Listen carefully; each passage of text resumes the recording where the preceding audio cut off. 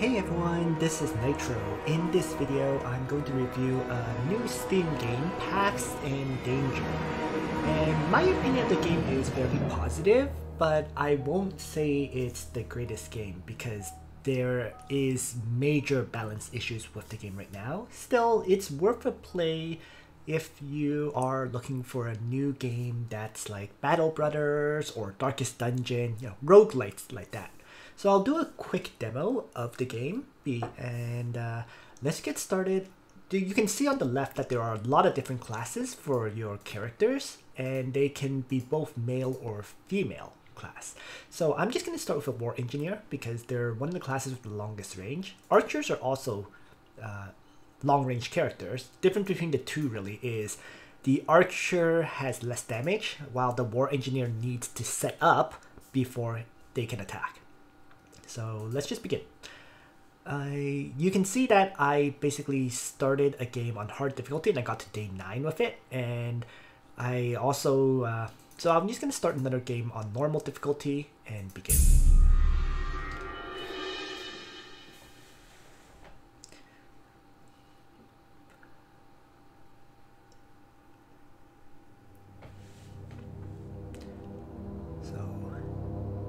The initial part is a little bit of the storyline. Due to this game being developed by I think like one developer or very few developers, there is no voice acting at this time. So I'm just going to skip the storyline and get started. So basically you're an adventurer, you're on your way to Westwall to solve their problems. Typical story. So when you first start, there'll be some information about how the game works. You can see your stats of the characters in the bottom left, hit points, stamina, spirit, and action points. So how far they can move and attack every turn. In the bottom there's a surrender button that lets you quit any quest. You'll take like a spirit penalty, but all your characters survive. There's also a listing of how many zones there are. So from the image, you can see that there's Zone 1, then Zone 2, then Zone 3 before you complete the area. Later missions, the zones get longer. I believe like the first section is zones of 5 roughly. And then when you get to the more difficult area, it's like zones of 7. So they get progressively longer, each zone. So in other words, and then finally you can press spacebar or click on tiles to move your characters around as necessary. So basically what this comes down to is it's like a management of your character's stamina and health to keep them able to act. And that's heavily influenced by your inventory. Like inventory, you can have health potions and stamina potions. This is where actually some of those balance issues I mentioned come in. Because some characters use up a lot more stamina than other characters do.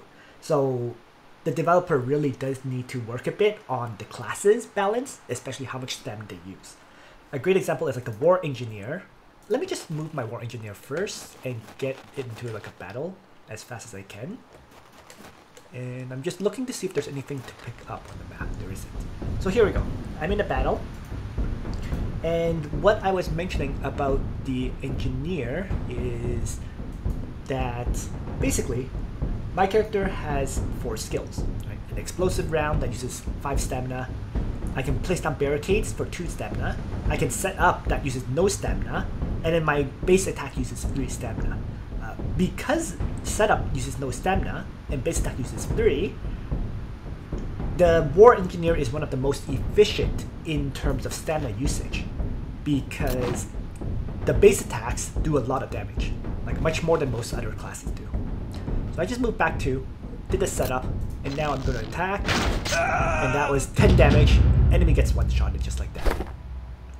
And I can pick up the rewards for the battle. So in addition, so loot comes from battling. There's also sometimes loot on the map, like right here. I can pick up these flowers. Right? So, and then, so there are, battling and moving through these territories is the way to gain loot. There are some terrain effects like getting on higher ground can give you bonuses. Getting on forest can give you bonuses.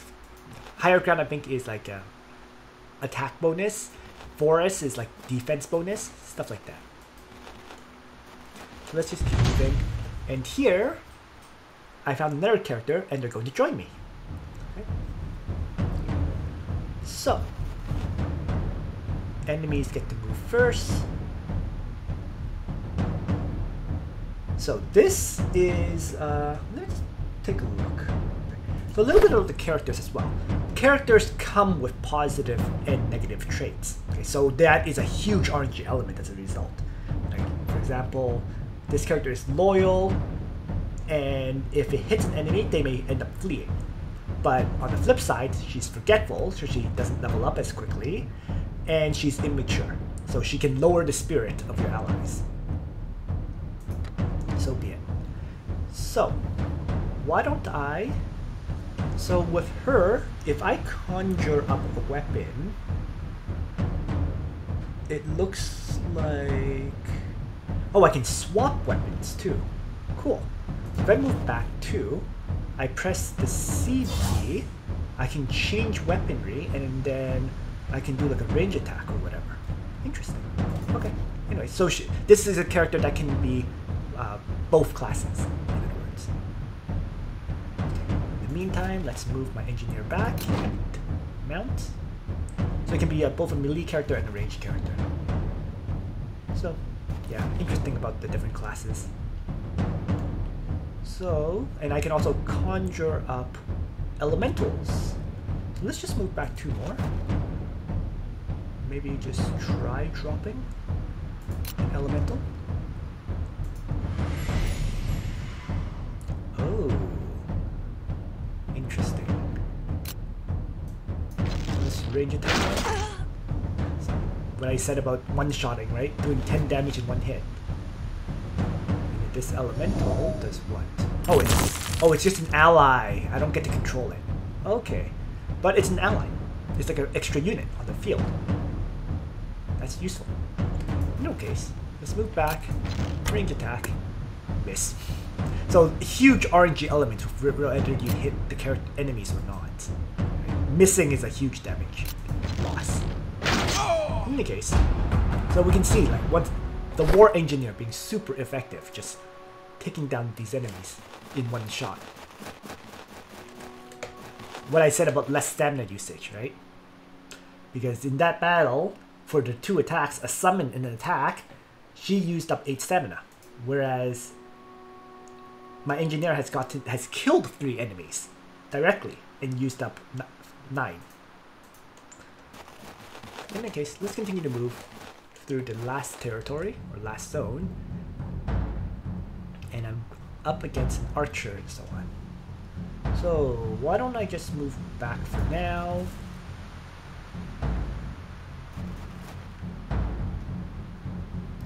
I'm gonna charge forward. I'm going to move back 2 and mount. And I'm just going to wait with her. So even though she has a range attack, she is short ranged, comparatively speaking. At least compared to, like, you know, archer class or war engineer class. See? War engineer just directly attacked. So let's just fire away, 1-shot the enemy. And why don't I drop this rock elemental here. And it's gonna re-attack it. And I'm gonna range attack.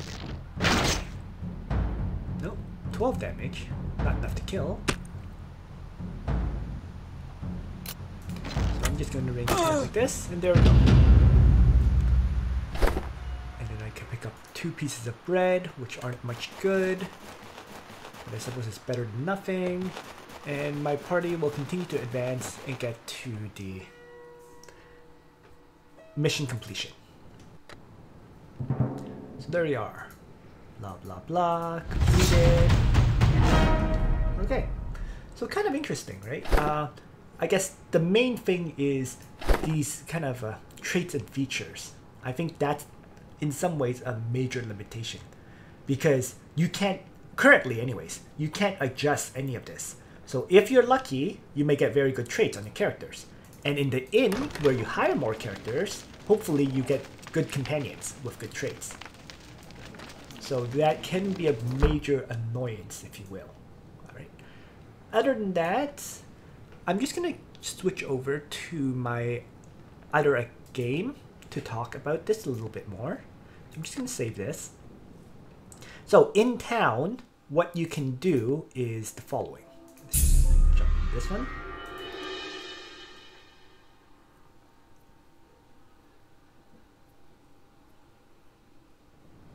So, because the other account didn't have this all unlocked yet. So first of all, characters level up, right? And most of my characters in this mission are like level 6, level 6, level 5, level 2, level 1, okay? When they level up, they get an XP point that you can spend on skills in the Library of Blacksmith. And to take advantage of that, you put the character in, and then you can use those points. So the higher the level of the skill, the more points it needs. Like level 1 to level 2 needs 1 point. Level 2 to level 3 needs 2 points. Level 3 to level 4 needs 3 points, and so on and so forth. So most likely, the war engineer will probably just use nothing but the basic skill, and maybe use the mount skill. So those would be only two you would want to upgrade. Or at least that's my opinion. In addition to that, placing characters in the upgrade slots, you can upgrade their attack power or armor. Okay? And it costs a certain amount of resources. Like for example, this one needs 8 and 3, so it's 8 weapon parts and 3 books. Given each of these items cost like 100 gold, it can get very expensive to upgrade. But it seems like it's a pretty dramatic increase in stats. As a quick aside, there is a trait like Scavenger that can reduce the number of weapon parts to upgrade by 2. And then one can also increase the number of book parts by 2. So, like I keep mentioning, those traits that characters have, these positive and negative traits, have a dramatic increase on the characters. So in this case, you can see that from level 2 to level 3, it's costing 8 and 3. And that's simply because it has those special effects. So the lower the level, the less items it needs. The higher the level, the more items it needs. That's more or less what we're seeing here. Okay. So that's the blacksmith. Library does the same thing, but the library is oriented towards magic abilities. So, sorry, let me place it. So you're increasing magic power and magic armor, as opposed to physical. One of the problems there is it doesn't really tell you which stat your characters are based on. So you have to make an assumption there, okay, about the magic power and magic attack. The in is about, regenerating the characters. So what I said about stamina usage, right? Looking at my party here, you can see this character has 0 out of 95 stamina, 0 out of 100 stamina. So there are various ways to recover it, such as if you take them out of your party for a day, they can go sleep in the inn, and then they'll recover 10 health and all their stamina for 100 gold. If you need a temporary upgrade, you can stick them to eat and drink, and they'll get 8 health, 20 stamina, and 5 spirit. And then if their spirits are very low, you can just have them drink for 60 gold, and they get 20 spirit there. So various ways to recover those stats. The inn is where it's all done. So in that sense, sometimes you may want to grind, sometimes you're forced to grind easier missions. On this account, since it's day 9, I have access to the first zone as well as the second zone. So we can see that very likely I may put into the inn the druid, maybe like the druid, maybe Sani, maybe my healer as well into the inn, and just use 2 characters to clear an easier mission. Because I need to recover stats on those other characters. Okay. Other ways to recover these stats would be, of course, using the inventory potions. Right? If you feed them multiple potions, they can recover the stats.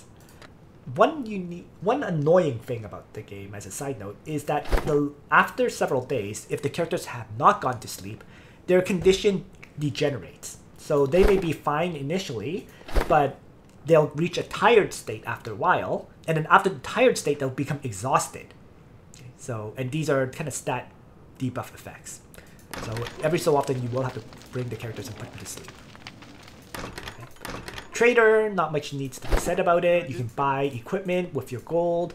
Typically, I found you have to buy all the good potions, the big ones. So the big health potions, the big stamina potions, so that you can keep doing quests and so on. Okay. Flowers. Oh, there's also items like bandages that can stop bleeding. These weapon parts that I mentioned and book parts for upgrading stats. And the flowers you can find in the field, okay, or you can purchase them for 150 gold. Pretty much find them. But the use of the flowers is in the temple, where if you place a character into the blessing section, if you have the right flowers, they can get a buff. More attack, more magic, more survivability in armor and or health. The blessings last 3 days, so you can use it for several days with increased power. So probably you might want to buff when you clear more difficult missions. So very much about managing the limited amount of space in your inventory, managing your stamina, that kind of stuff. The last thing I'll mention is the catacombs, where apparently dead characters might be able to be revived. I haven't had anyone die, so I can't mention about that. Presumably you pay a gold to revive a character. And that's pretty much all I want to say. So in overall, the game seems like a simplified version of other turn-based strategies. So you can fit each battle, I guess, into a shorter amount of time. Right? You can spend a short time playing and complete it. On the whole, though, I would currently rate this game a 7 out of 10. It's a good game, but I won't say it's amazing. Definitely seems interesting, especially with all the different types of characters and so on. And yeah, that's pretty much it. So thanks for watching, everyone. I hope you found this review of this game interesting. I did enjoy the time I put into the game, but I'm not sure I would play it any further, the campaign and so on, because of note, I feel like I'm playing on the hardest difficulty. It just feels like I have to start grinding a lot of these missions to make gold so that I can clear the tougher battles. That's the kind of state that I feel like my party is currently in. And I really do not like the fact that I personally am not a huge fan of this kind of perk system. So this account got very lucky with my first 2 characters. They both had crazy good perks, but then like after that, I started getting more annoying characters that are far less useful, like having lots of negative perks, and I was basically forced to recruit them because there were no other good choices. So pros and cons to this kind of system. It would be nice if there was a way to remove negative perks, right? So that you can have more characters who are not like inherently at a disadvantage. But we'll see how it goes. In any case, that is it for now. Thanks for watching, everyone. Nitro out.